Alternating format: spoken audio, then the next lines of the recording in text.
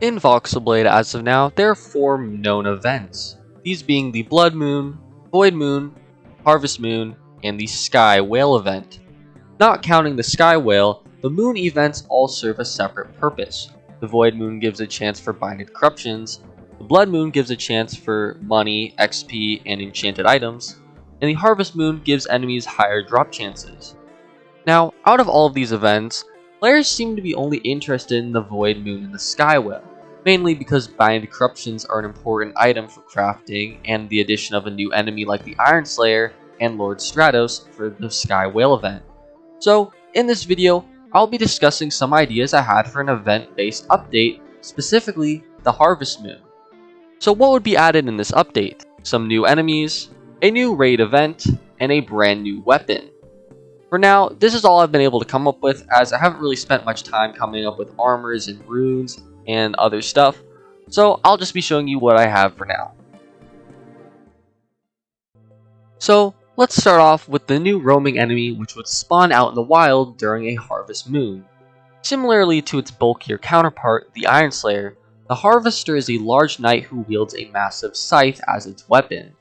In contrast with the Iron Slayer, the Harvester is a much lankier knight and comes off as more roguelike. The design for the Harvester is actually an old model I made a few years ago, inspired by the knights from Fantastic Frontier, and honestly, I'm just happy I finally get to show it off for this video, so. Now, for the Harvester's moveset, he has 4 distinct moves that he can do, and in case you get confused while I'm trying to explain what each attack does, I made some pretty drawings which I would consider some of my best work yet, to try and demonstrate how the attacks would play out. Alright, so let's start off with the Harvester's first attack, which is this simple slash attack. The slash attack would have a small wind up until doing the attack. Similar to how the saw axe has its crosscut, this attack would kind of do the same thing and would be blockable. The Harvester's next attack would have a similar charge up animation. However, the difference being that the charge up is much longer and he would have a distinctive glowing eye indicating the difference in attack. After the charge up, he would do a massive spin with his scythe around him, doing a massive multi-hitting attack and hitting players from all sides. This attack would not be blockable, and the only way to truly dodge it is by backing away from him. His next attack would be similar to the Iron Slayer's slam attack. Instead of slamming down, he would instead shoot up crystals, knocking back and doing earth damage.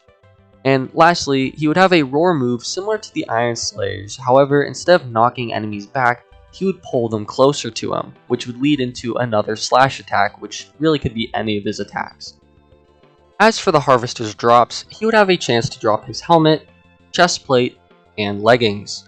I haven't fully decided on what I would want the stats to actually be, but I would assume that they'd probably scale with Hex and Earth.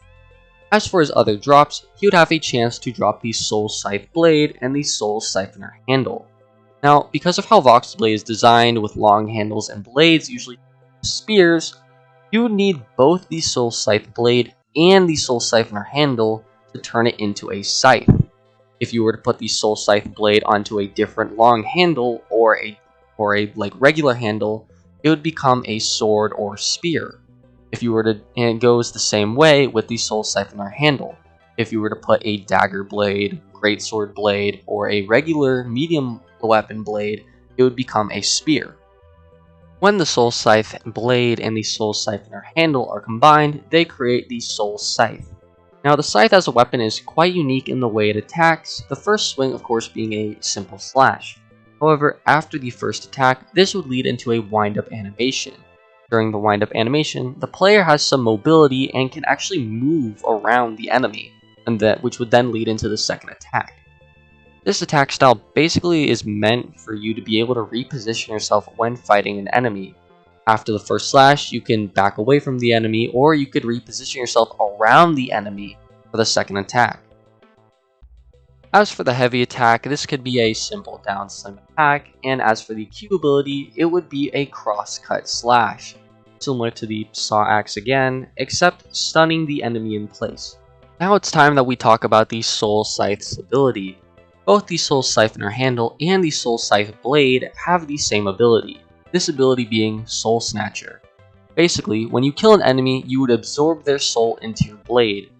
If you are only using a part of the Soul Scythe, you could absorb 5 souls, which would be Soul Snatcher 0.1. However, if you are using both parts of the scythe, you can absorb 10 souls, which would be Soul Snatcher point 2. Depending on how many souls you have collected, this would boost the hex damage of your Q ability. For the scythe specifically, it would change the Q ability to become much bigger, and instead of stunning the enemy, it would knock back and deal much more damage. Now, you could count how many souls you have collected just in your head, but I came up with a way to indicate how many souls you collected. This would be a bright glowing eye, which would appear on your character. It would appear when you'd have collected 5 souls, and if you were using the full soul scythe, it would glow even brighter when you have 10 souls. As for how this ability would work with other weapons, the damage boost would basically add hex to whatever ability you are using. The reason for this is it would probably be really overpowered if it's scaled and buffed any damage type no matter what. But you guys let me know in the comments what you think of that and if you'd change anything about it. Alright, so with the Harvester out of the way, now it's time to talk about the main raid event.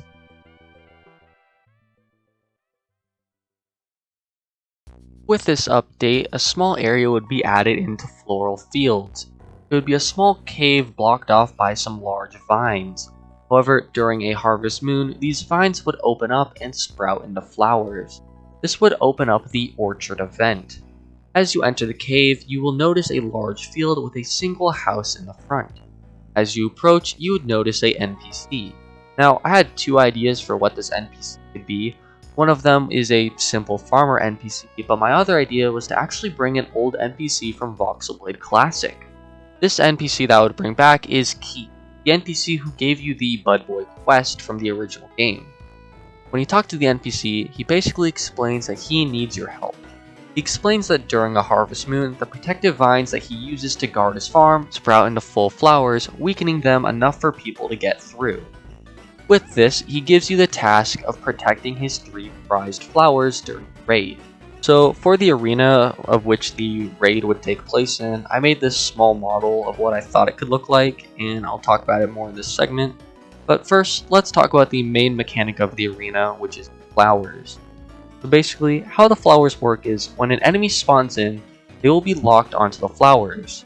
If they get out of range or lose interest in a player, they will go back to the flowers.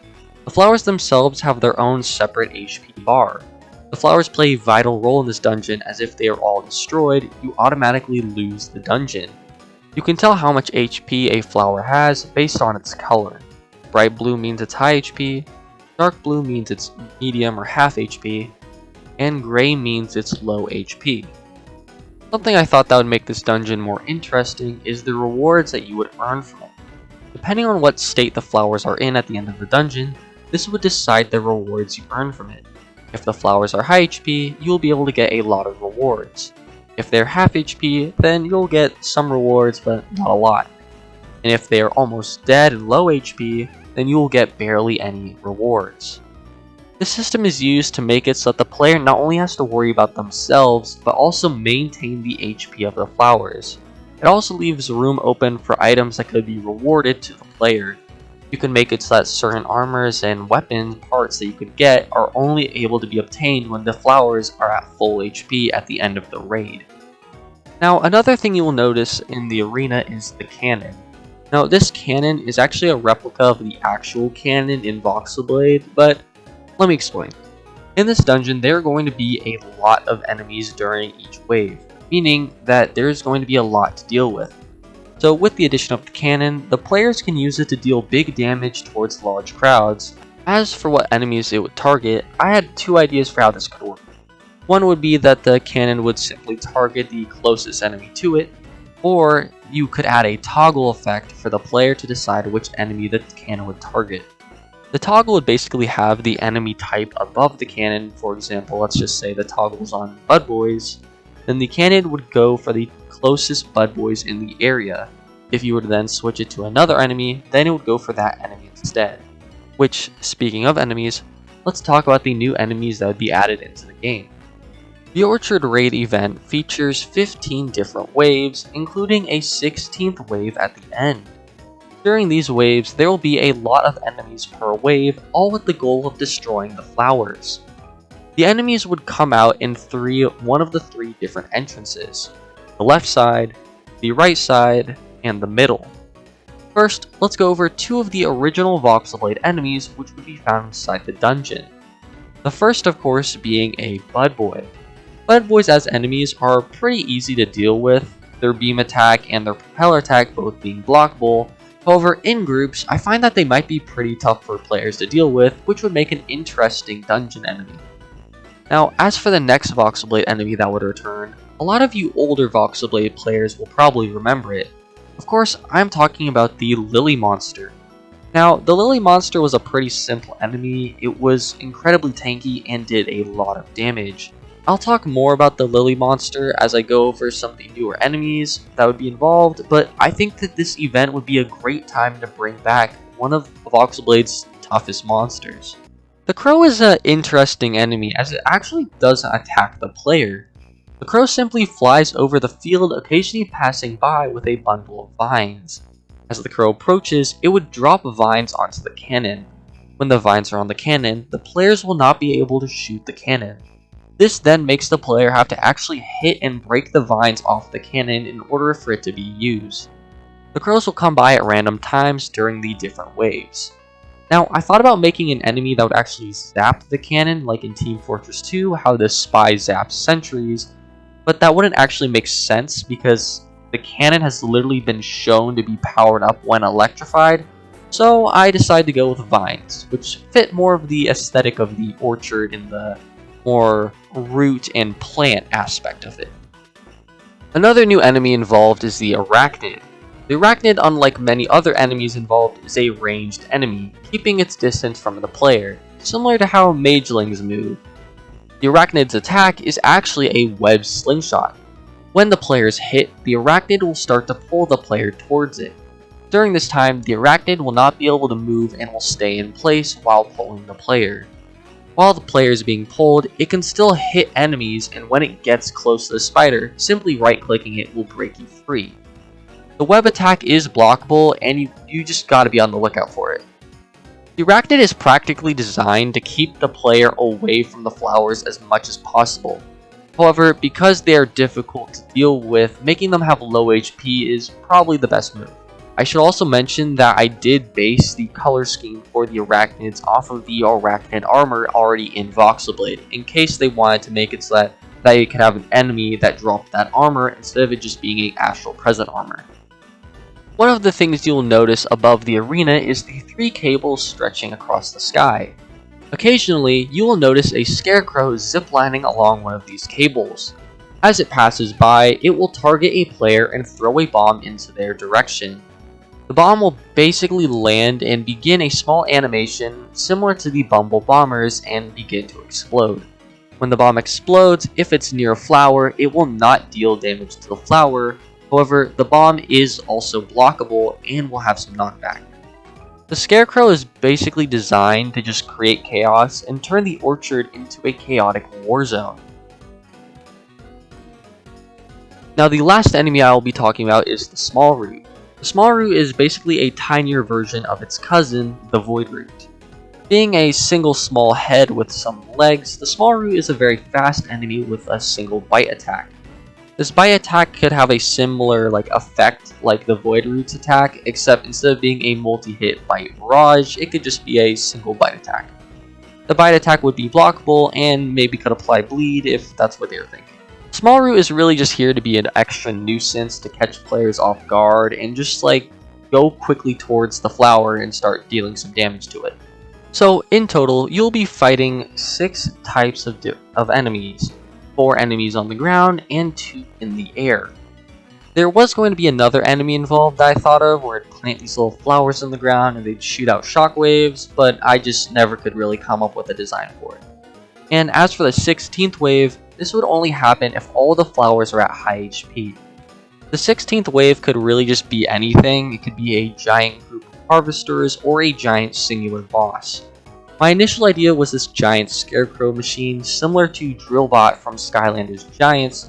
However, the most I could get done on that design was a singular claw, as I really kind of just struggled to come up with anything from there. But yeah, those are my ideas for the Harvest Moon update, my little concept update. I might continue work on this and update it further, like make some armors for some of the monsters, like the arachnid, maybe, and like the scarecrow. Maybe come up with some runes and actually make a boss that could appear at the end. And yeah, if you guys have anything you'd change, any suggestions, or anything you'd add to this, let me know in the comments. And because I would love to get your guys' opinion on this, what you guys think of it, what you'd change, and yeah. So other than that though, thank you guys for watching this video, and I will see you guys all later.